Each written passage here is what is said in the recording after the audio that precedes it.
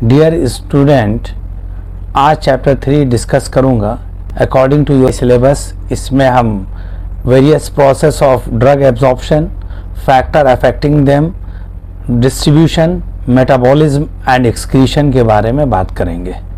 लेकिन आज के ऑप्शन को कवर करूंगा various process of drug absorption, factor affecting them and bio availability of the drug and factor affecting bio availability. सबसे पहले various process of drug absorption के बारे में अगर हम बात करें तो पैसिव डिफ्यूजन है, active transport, facilitate diffusion, filtration and endocytosis. ये हुआ प्रोसेस ऑफ ड्रग एब्जॉर्प्शन के। इस ड्रग एब्जॉर्प्शन की अगर हम बात कर रहे हैं तो पैसिव डिफ्यूजन के बारे में हम बोलेंगे कि move from a region of higher concentration to a region of lower concentration. इसीलिए पैसिव डिफ्यूजन को हम लोग बाइलेटरल बोलते हैं, जब एक साइड का कंसंट्रेशन वो दूसरी साइड मूव ऑन करता है, दैट इज पैसिव डिफ्यूजन। और it does not require any energy, मतलब हायर कंसंट्रेशन से लोअर कंसंट्रेशन की तरफ जाने के लिए या मूव करने के लिए एनर्जी की रिक्वायरमेंट नहीं होती है। पैसिव डिफ्यूजन मोस्टली हमारे जितनी भी लिपिड सॉल्युबल ड्रग्स हैं वो फॉलो करती हैं पैसिव डिफ्यूजन को।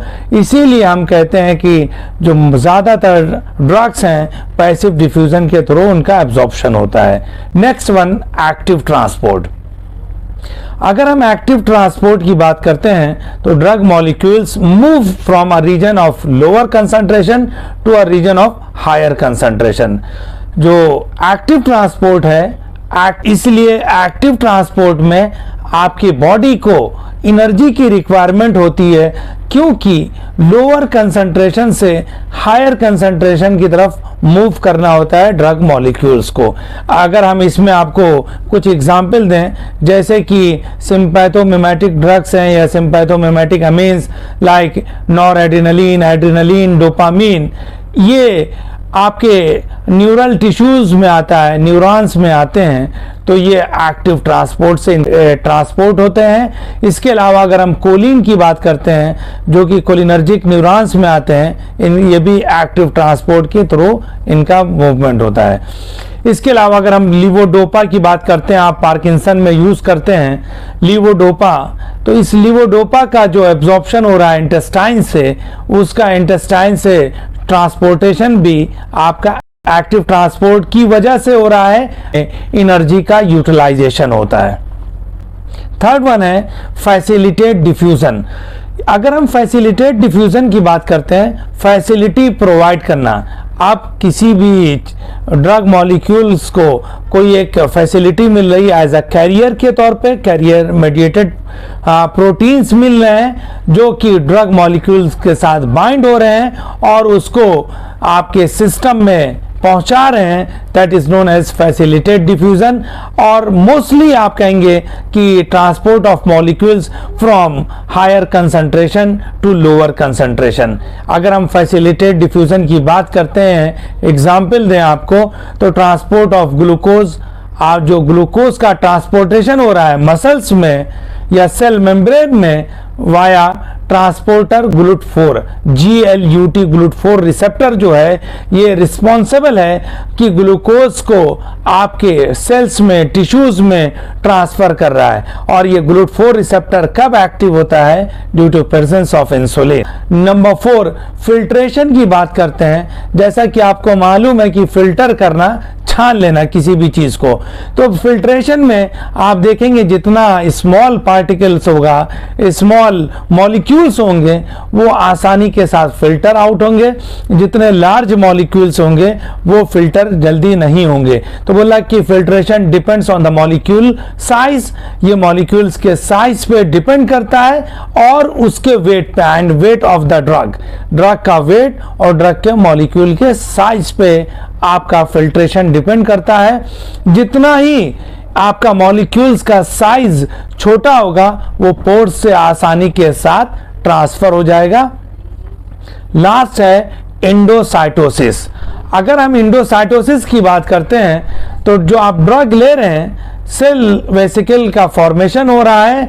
और एग्जाम्पल के तौर पे विटामिन B12, जो कि विटामिन B12 हम लोग लेते हैं, इसका इंट्रिंसिक फैक्टर जो हमारी स्टमक में मौजूद है वो रिस्पॉन्सिबल है एब्जॉर्प्शन ऑफ विटामिन B12। अब हम बात करेंगे ड्रग एब्जॉर्प्शन की। अगर हम इसके डेफिनेशन की बात करते हैं, movement of a drug from the site of administration into blood stream is known as drug absorption. Movement of drug from the site of administration, अगर जहां से, जिस साइट से हमारी ड्रग मूव हो रही है और ब्लड स्ट्रीम में पहुंच रही है, that is known as drug absorption. जैसे कि एग्जाम्पल के तौर पे मैं आपको बताऊं, जिस भी साइट से हम ड्रग दे रहे हैं, चाहे वो टॉपिकल रूट से दे रहे हो, चाहे ओरल रूट से दे रहे हो, चाहे सपोजिटरी या रेक्टल रूट से दे रहे हो या वेजाइनल रूट से दे रहे हो, और वो ड्रग हमारे सिस्टमिक सर्कुलेशन में आ जाए, उसको बोलते हैं एब्जॉर्प्शन। नेक्स्ट इसी में टॉपिक था कि फैक्टर इन्फ्लुएंसिंग ड्रग एब्जॉर्प्शन, कौन कौन से फैक्टर हैं जो असर करेंगे ड्रग एब्जॉर्प्शन पे। तो वन बाय वन करके हम इसको डिस्कस करते हैं। जैसा कि नंबर 1 है physicochemical properties of the drug, इसमें हम पढ़ेंगे physical state, lipid soluble and unionised form, particle size, disintegration time, इसमें हम पढ़ेंगे डिसोल्यूशन टाइम, इसमें हम पढ़ेंगे फॉर्मुलेशन। तो पहला जो फैक्टर है वो physicochemical properties of the drug. दूसरा फैक्टर की अगर हम बात करते हैं तो route of drug administration. Route of drug administration means हम ओरल रूट से ले रहे हैं, आईवी रूट से दे रहे हैं, कि एससी रूट से दे रहे हैं, कि आईएम रूट से दे रहे हैं, या टॉपिकल अप्लाई कर रहे हैं। तो ये रूट ऑफ ड्रग एडमिनिस्ट्रेशन के बारे में डिस्कस करेंगे। नेक्स्ट है प्रेजेंस ऑफ अदर ड्रग्स। एक ड्रग के मौजूद होने के साथ अगर हम दूसरी ड्रग दे रहे हैं तो क्या रिस्पॉन्स आएगा। जैसे कि एस्कॉर्बिक एसिड अगर हम आयरन के साथ देते हैं तो एब्जॉर्प्शन बढ़ जाता है। अगर हम टेट्रासाइक्लिन को अगर हम एंटा एसिड के साथ देते हैं तो टेट्रासाइक्लिन का एब्जॉर्प्शन कम हो जाता है। तो ये प्रेजेंस ऑफ अदर ड्रग्स का क्या रिस्पॉन्स आएगा, इसके बारे में डिस्कस करेंगे। इसके बाद हम पढ़ेंगे कि फूड, कुछ ड्रग्स हैं वो फूड, प्रेजेंस ऑफ फूड, उनका एब्जॉर्प्शन कम हो जाता है, और कुछ ड्रग्स हैं जो आपको फूड के साथ ही यूज करना होता है। जैसे अगर हम प्रेजेंस ऑफ फूड की बात करते हैं तो इसमें मिल्क प्रोडक्ट या मिल्क अगर हम टेट्रासाइक्लिन के साथ लेते हैं तो उसका एब्जॉर्प्शन कम हो जाता है। या फैटी मील, अगर हम अपने मील में, अपने खाने में ऑयल, बटर, घी इनका यूज ज्यादा कर रहे हैं, फैटी मील ले रहे हैं, तो ग्रीसियोफिल्मिन जो है इसका एब्जॉर्प्शन बढ़ जाएगा।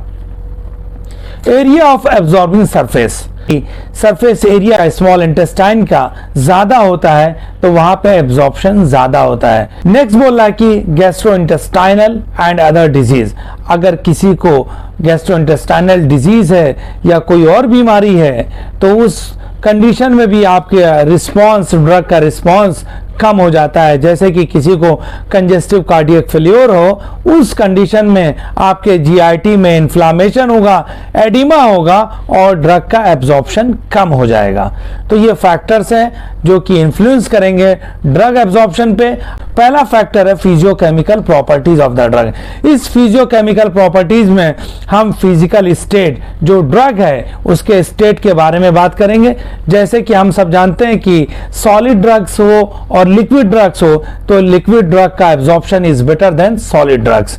नेक्स्ट है lipid soluble and unionised form of the drug. जो ड्रग लिपिड सॉल्युबल होंगी या अनआयोनाइज्ड फॉर्म में ड्रग होंगी उनका एब्जॉर्प्शन बेटर होगा as compare to water soluble and ionized form में। नेक्स्ट है पार्टिकल साइज। जैसा कि हम जानते हैं कि जितना स्मॉलर पार्टिकल होगा, छोटे छोटे पार्टिकल्स होंगे, साइज स्मॉलर होंगे, उतना पार्टिकल साइज छोटा होगा, उतना एब्जॉर्प्शन बेहतर होगा। नेक्स्ट है डिसइंटीग्रेशन टाइम। ये डिसइंटीग्रेट मीन्स होता है कि टूट जाना। जितनी जल्दी आपका टेबलेट या कैप्सूल या जो भी ड्रग आपने यूज किया है, जितनी जल्दी वो टूटेगा स्मॉलर पार्टिकल्स में, उतना बेहतर उसका एब्जॉर्प्शन होगा, उतना बेहतर उसकी बायो अवेलेबिलिटी होगी। डिसोल्यूशन टाइम्स की अगर हम बात करते हैं, it is the time taken for the particles to go into solution. ये वो टाइम है जो आपका पार्टिकल सॉल्यूशन में जाता है। जितना पार्टिकल का टाइम सॉल्यूशन में जाना कम होगा उतना बेहतर एब्जॉर्प्शन होगा। जल्दी सॉल्यूशन में जाएगा आपकी ड्रग, उतनी जल्दी एब्जॉर्प्शन होगा। फॉर्मुलेशन की बात करते हैं, अगर फार्माकोलॉजिकली आप जानते हैं कि इनर्ट सब्सटेंसेस यूज किया जाता है, जैसे कि लैक्टोज है या कैल्शियम सल्फेट है, ये इनर्ट सब्सटेंसेस हैं और ये एज अ बाइंडर हम इसको यूज करते हैं। लेकिन आप देखते हैं कि ये टोटली इनर्ट नहीं होते हैं। टेट्रासाइक्लिन अगर है और उसमें आपने calcium sulphate as a binder use किया है तो टेट्रासाइक्लिन का एब्जॉर्प्शन कम हो जाएगा। नेक्स्ट है रूट ऑफ ड्रग एडमिनिस्ट्रेशन। पहला आपको बताया था physicochemical properties of the drug, number 2 है रूट ऑफ ड्रग एडमिनिस्ट्रेशन। जैसा कि हम जानते हैं कि अगर हमको आईवी रूट से हम किसी को इंजेक्ट करते हैं तो ये फर्स्ट पास मेटाबॉलिज्म नहीं होता है और ये डायरेक्टली आपके सर्कुलेशन में आता है। इट मीन्स आप कहेंगे कि आप बाईपास कर दे रहे हैं एब्जॉर्प्शन को। Some drugs are highly polar compound, ionized in solution and are not absorbed through GIT, hence are given parenteral। आप जानते हैं कि कुछ ड्रग्स जो हैं वो पोलर कंपाउंड हैं, आयोनाइज फॉर्म में है और इसलिए वो GIT से उनका एब्जॉर्प्शन नहीं होता है, इसलिए हम उनको पैरेंट्रल रूट से देते हैं। एग्जाम्पल के तौर पे जेंटामाइसिन है और दूसरा एग्जाम्पल है आपका इंसुलिन है। आप उसको ओरल नहीं दे सकते क्योंकि ओरल अगर आप देते हैं तो वो आपके GIT में डिग्रेड हो जाती है, इसलिए हम इसको पैरेंट्रल रूट से देते हैं, कॉमनली SC रूट से देते हैं इंसुलिन को। थर्ड पॉइंट है pH and ionization. Strongly acidic drugs like heparin and strongly basic drugs aminoglycosides usually remain ionized at all pH। ये सारे pH में, चाहे वो एसिडिक pH हो चाहे बेसिक pH हो, ये आयोनाइज्ड फॉर्म में रहती हैं, hence they are poorly absorb. इसलिए आयोनाइज्ड ड्रग जो है वो पुअरली एब्जॉर्ब होती है। एब्जॉर्प्शन अगर आपको अच्छा करना है तो आपको अपनी ड्रग को अनआयोनाइज्ड फॉर्म में उसको लाना है। जैसे कि अगर हम एग्जाम्पल के तौर पे आपको बताएं कि जो आपकी वीकली एसिडिक ड्रग्स हैं, बार्बिचुरेट्स, अगर एसिडिक पीएच में, इट मीन्स स्टमक में ये अनआयोनाइज्ड फॉर्म में हो जाती है। स्टमक में अनआयोनाइज्ड होने की वजह से इसका एब्जॉर्प्शन जो है बार्बिचुरेट्स का बेटर होता है फ्रॉम स्टमक, क्योंकि ये वीक एसिडिक ड्रग्स हैं और ये स्टमक में जाके अनआयोनाइज्ड हो जा रही है, जिसकी वजह से इसका एब्जॉर्प्शन अच्छा हो रहा है। अगर वीक बेस्ड ड्रग की हम बात करते हैं जैसे कि मॉर्फिन या एम्फेटामिन, ये आपकी स्मॉल इंटेस्टाइन में अनआयोनाइज्ड हो जाती हैं और वहां से इनका एब्जॉर्प्शन बेटर होता है। सो आप कह सकते हैं पीएच और आयोनाइजेशन की अगर बात है तो अनआयोनाइज्ड ड्रग्स और weak acidic, weak basic drugs are better absorb as compare to strong acidic drugs, strong basic drugs and ionised drugs, क्योंकि आयोनाइज्ड ड्रग्स का एब्जॉर्प्शन पुअर होता है, GIT से एब्जॉर्ब नहीं होती है। नंबर 4 है food. Presence of food in the stomach can affect the absorption of some drugs, जैसे कि रिफेम्पिसिन है या लीवोडोपा है। अगर फूड के साथ आपने इस ड्रग को लिया है तो रिफेम्पिसिन का, लीवोडोपा का एब्जॉर्प्शन कम हो जाएगा। इसलिए बेहतर है कि आप एम्प्टी स्टमक आप ये ड्रग यूज करें ताकि इसका एब्जॉर्प्शन ज्यादा से ज्यादा हो, बेटर एब्जॉर्प्शन हो। मिल्क या मिल्क प्रोडक्ट के साथ अगर हम टेट्रासाइक्लिन लेते हैं तो टेट्रासाइक्लिन का एब्जॉर्प्शन कम हो जाता है। इसी तरह अगर हम फैटी मील यूज कर रहे हैं तो एब्जॉर्प्शन बढ़ जाएगा ग्रीसियोफुल्विन का।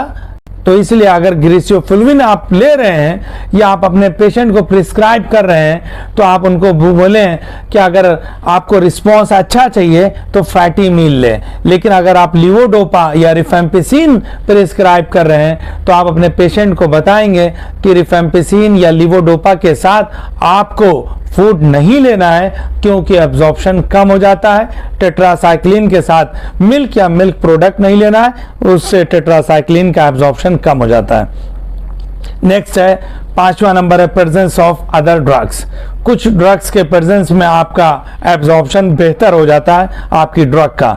2 ड्रग एक साथ लेने में एब्जॉर्प्शन पे अफेक्ट कर सकता है, एग्जाम्पल के तौर पे एस्कॉर्बिक एसिड अगर आप ले रहे हैं आयरन के साथ, ओरल आयरन भी ले रहे हैं, एस्कॉर्बिक एसिड भी ले रहे हैं, तो एस्कॉर्बिक एसिड क्या कर रही है, आयरन के एब्जॉर्प्शन को बढ़ा दे रही है।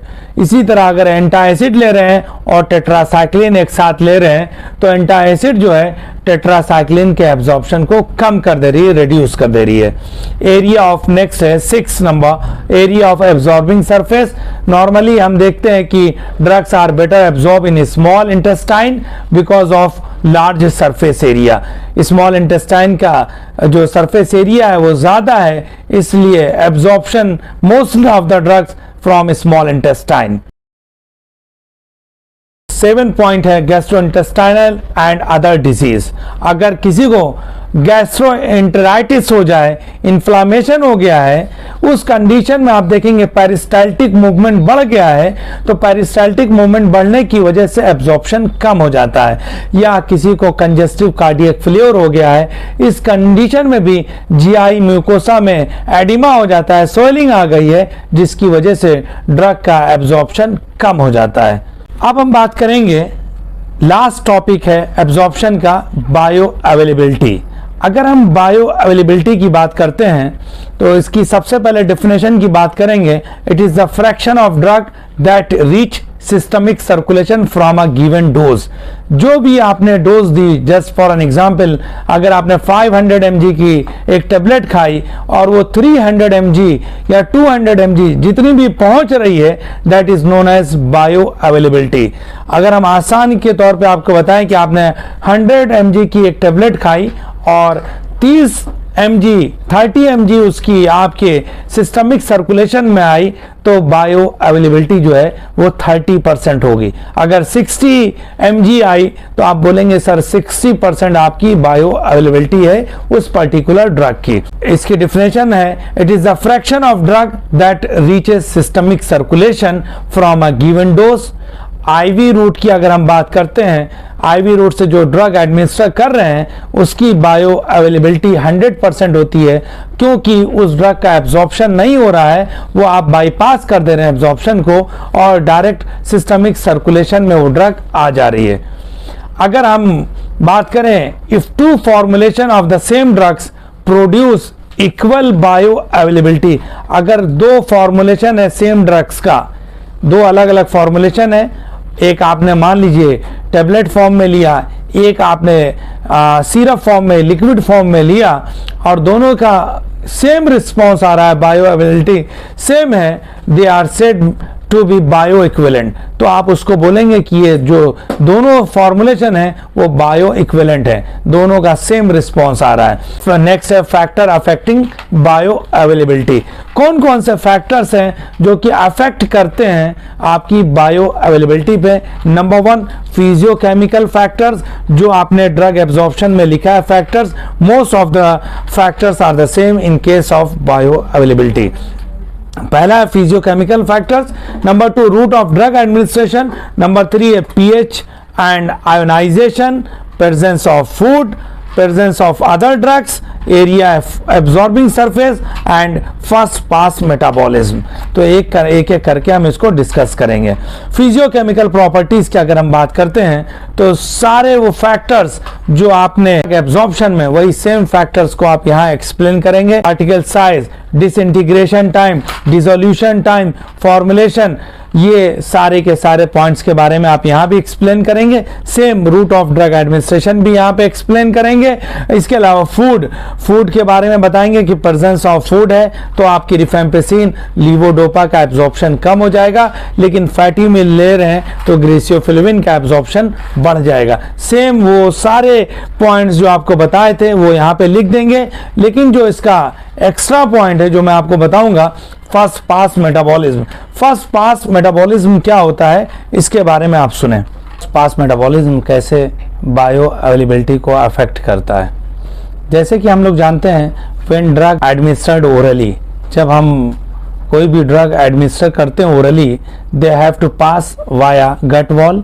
सबसे पहले वो पास होती है गट वॉल से, फिर वो पहुंचती है पोर्टल वेन में, पोर्टल वेन से वो लीवर में आती है, लीवर से वो सिस्टमिक सर्कुलेशन में आती है। ये नॉर्मल प्रोसेस होता है, लेकिन ड्यूरिंग दिस process या this passage, कुछ ड्रग्स हैं, certain drugs get metabolized and are removed or inactive before they reach the systemic circulation. कह रहा है कि कुछ ड्रग्स ऐसे हैं कि जो कि आपकी मेटाबोलाइज्ड हो जा रही हैं, सिस्टमिक सर्कुलेशन में पहुंचने से पहले ही वो मेटाबोलाइज्ड हो जा रही है, रिमूव्ड हो या इनएक्टिव हो और सिस्टमिक सर्कुलेशन में पहुंचने से पहले, और इस प्रोसेस को हम लोग बोलते हैं फर्स्ट पास मेटाबॉलिज्म। देखिए, जब भी ये ड्रग सिस्टमिक सर्कुलेशन में पहुंचने से पहले मेटाबोलाइज्ड हो जाएगी, आपकी बॉडी से रिमूव हो रही है, इनएक्टिव हो रही है, तो आप देखेंगे कि उस ड्रग की बायो अवेलेबिलिटी कम हो जाती है, थेराप्यूटिक रिस्पांस कम आता है। जैसे कि एग्जाम्पल के तौर पे लिग्नोकेन की अगर हम बात करें, अगर आप लिग्नोकेन को ओरल टेबलेट के फॉर्म में ले रहे हैं तो ये गट वॉल से पोर्टल वेन, पोर्टल वेन से लीवर, लीवर से सिस्टमिक सर्कुलेशन में आना चाहिए, लेकिन इसका मेटाबॉलिज्म लीवर में हो जा रहा है और मेटाबॉलिज्म होने की वजह से ये आपकी बॉडी से इनएक्टिव या रिमूव हो जा रही है और आपको रिस्पांस कम मिलेगा। इसलिए आप बोलेंगे कि इस ड्रग की बायो अवेलेबिलिटी कम है। इसीलिए जो ड्रग फर्स्ट पास मेटाबॉलिज्म को फॉलो करती हैं, उन ड्रग्स की एब्जॉर्प्शन कम होता है, उन ड्रग्स के बायो अवेलेबिलिटी कम होती है। तो आज हमने इस क्लास में, इस प्रेजेंटेशन में हमने ये पढ़ा what is drug absorption. Drug absorption क्या है? आपने बोला कि सर जिस भी रूट से हम दे रहे हैं और वो ड्रग जो सिस्टमिक सर्कुलेशन में आ रही है, that is known as drug absorption. इसके अलावा हमने पढ़ा कि फैक्टर इन्फ्लुएंसिंग ड्रग एब्जॉर्प्शन, कौन कौन से फैक्टर्स हैं जो ड्रग एब्जॉर्प्शन पे इन्फ्लुएंस कर रहे हैं। तो आपने बोला कि physiochemical properties, route of drug administration, presence of other drugs, food, इसके अलावा आपने बोला कि सरफेस एरिया या अदर डिजीज के बारे में हम बात करते हैं, जीआईटी और अदर डिजीज। इसके बाद हमने पढ़ा कि बायो अवेलेबिलिटी क्या है।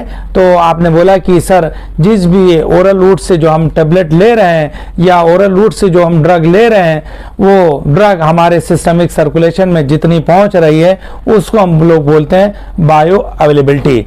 आईवी रूट से हम देते हैं, डायरेक्ट हम सिस्टमिक सर्कुलेशन में इंजेक्ट कर रहे हैं, वो बाईपास करती है एब्जॉर्प्शन। इसीलिए आईवी रूट की ड्रग्स का बायो अवेलेबिलिटी 100% होती है। बायो इक्विवेलेंस, इट मींस अगर दो फॉर्मुलेशन सेम ड्रग्स का है और दोनों फॉर्मुलेशन की बायो अवेलेबिलिटी सेम है, तो आप बोलेंगे bio factor affecting bio availability में सेम फैक्टर्स आपको लिखने हैं जो आपने लिखे हैं ड्रग एब्जॉर्प्शन में। बस इसमें आपको एक और एक्स्ट्रा याद रखना है, मेटाबॉलिज्म कोई भी ड्रग एडमिनिस्टर किया है, they have to pass via gut wall, उसके बाद पोर्टल वेन, पोर्टल वेन से वो लीवर में आती है, देन सिस्टमिक सर्कुलेशन में आती है। लेकिन कुछ ड्रग्स बीच में ही उनका मेटाबोलाइज हो जाती है और रिमूव्ड हो जाती है हमारी बॉडी से या इनएक्टिव हो जाती है, जिसकी वजह से बायो अवेलेबिलिटी कम हो जाती है। स्टार्टिंग में आपको बताया कि various process of drug absorption, इसमें आपको हमने बताया था passive diffusion, active transport, facilitate diffusion, इसके अलावा आपको बताया filtration and endocytosis. It is all about for drug absorption. Thank you.